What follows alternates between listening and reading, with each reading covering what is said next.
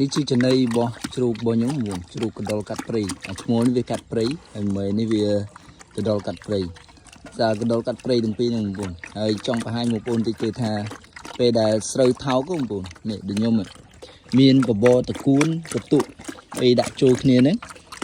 កតុកហ្នឹងគឺកតុកដែលខ្ញុំទិញស្រូវពី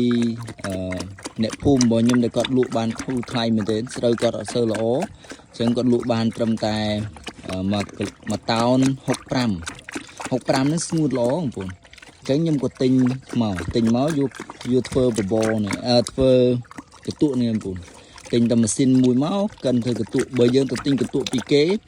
មានតែកញ្ចុងអង្គកតិកទីនឹងហើយតម្លៃវាសិតទៅ900ប៉ុន្តែបើយើងមានម៉ាស៊ីនខ្លួនឯងយើងកិនទៅជាកតុកបើយើងគិតទៅថ្លៃកិន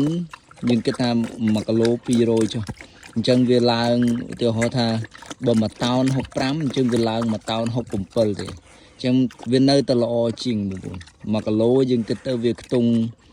700 800អីប៉ុណ្ណឹងអញ្ចឹងអានឹងបើសិនជាបើយើងគិតជានេះបើយើងគិតពីកម្លាំងពលកម្មអីទៀតអញ្ចឹងយ៉ាងណាក៏នៅតែល្អហើយដូចជួយអ្នកភូមិរបស់យើងពេលដែលគាត់ធ្វើស្រែធ្វើស្រូវអត់មានអ្នកទិញអត់មានអីឬក៏ជួយខ្លួនឯងដែរដូចខ្ញុំកាលពីឆ្នាំមុនពេលដែលខ្ញុំធ្វើស្រូវប្រាំងអត់មានអ្នកទិញខ្ញុំទុកទាំងអស់ស្រូវប្រហែលជាជិត3តោនទុកទាំងអស់គឺពេញមួយឆ្នាំហ្មងគឺឲ្យសัตว์ស៊ីបងប្អូនតែឥឡូវចង់អស់ហើយសัตว์ស៊ីទៅរហូតដូចកតុកដូចអីចឹងយើងកិនបើយកទៅកិនអង្គយើងយកមកធ្វើជាបបរដូចបងប្អូនឃើញចឹងបបរហើយយើងទិញកតុកទិញអីប៉ុន្តែឥឡូវខ្ញុំអត់ចាំបាច់ហត់ទៅទិញកតុកទៀតទេបងប្អូននេះដូចបងប្អូនឃើញចឹងនៅខាងក្រោមហ្នឹងគឺសុទ្ធតែកញ្ចុងអង្គនេះបងប្អូនឃើញអត់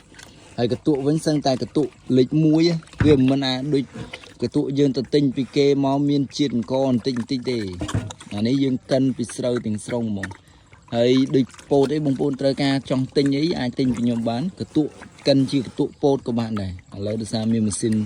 កិនបានល្អអញ្ចឹងចង់